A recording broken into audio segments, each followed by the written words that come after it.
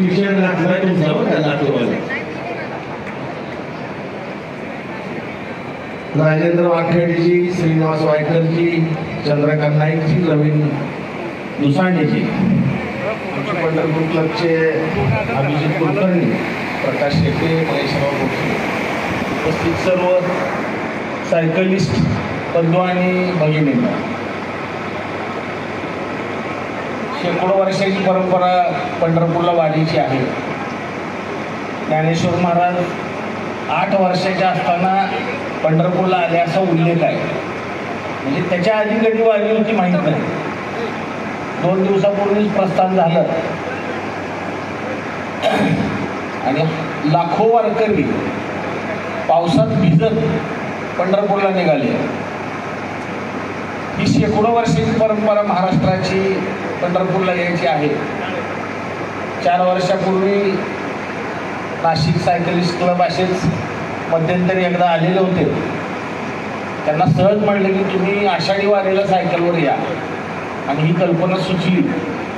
आणि सगळ्यांच्या प्रेरणेनं, जरी तुम्ही माझं नाव घेतलं तरी सगळ्यांच्या प्रेरणेनं ही संकल्पना आज जर बघितली तर आज 4,000 4,500 पेक्षा जास्त सायकलिस्टनी रिंगण सोहळ्यामध्ये भाग घेतला.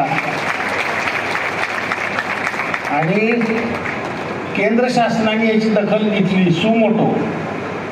रक्षाताई खडकेंनी स्वतः आम्हाला फोन करून सांगितलं की मी ह्या कार्यक्रमाला येणार आहे. त्याचप्रमाणे राज्य शासनाने बाबासाहेबांच्या रूपाने पण दखल घेतलेली आहे. त्यामुळं आम्ही केंद्र शासनालाही काही मागत नाही, राज्य शासनालाही काही मागत नाही. तुम्ही दिलं तर आम्ही नाही म्हणणार नाही. गेले 4 वर्ष पहिला थोडक्यात सांगतो, पहिल्या वर्षीचा सगळा खर्च पंढरपूर सायकल क्लबने केला. दुसऱ्या वर्षाचा खर्च नाशिक सायकल क्लबने केला. तिसऱ्या वर्षीचा बारामतीने केला. यावर्षी लातूरकरांनी केला. मराठवाड्याचं पंढरपूरवर जास्त प्रेम आहे. मराठवाडा विदर्भ सगळ्यात जास्त वारकरी मराठवाडा विदर्भ त्याच्या लातूरमध्ये येतात.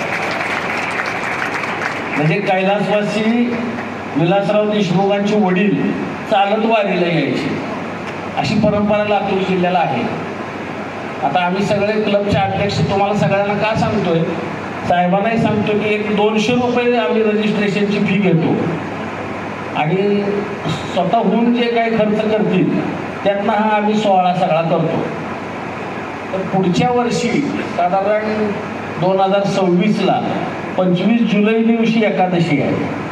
तर त्याच्या आधीचा रविवार 15 दिवसापूर्वीचा, त्यावेळेला आपलं सायकल संमेलन होईल असं मी आज डिक्लेअर करतो.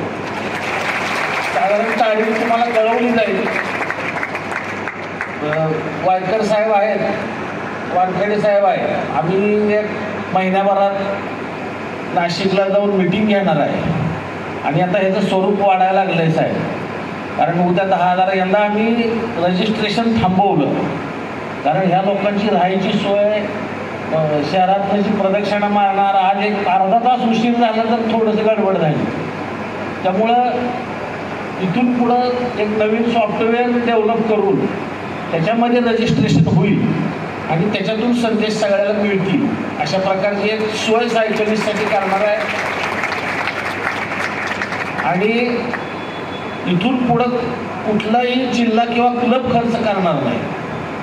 तर आपण सगळ्या क्लबची मिळून एक कमिटी तयार करू आणि खर्च कमिटी करेल. ज्या जिल्ह्याला स्वतःहून काही वर्गणी द्यायची ती देतील. अदरवाईज आपली जेवढी रजिस्ट्रेशनमधनं पैसे जमतील ते सगळे खर्च झाले पाहिजेत त्या वर्षी, कारण शिल्लक पैसे राहिलेले प्रॉब्लेम निर्माण होतात. म्हणून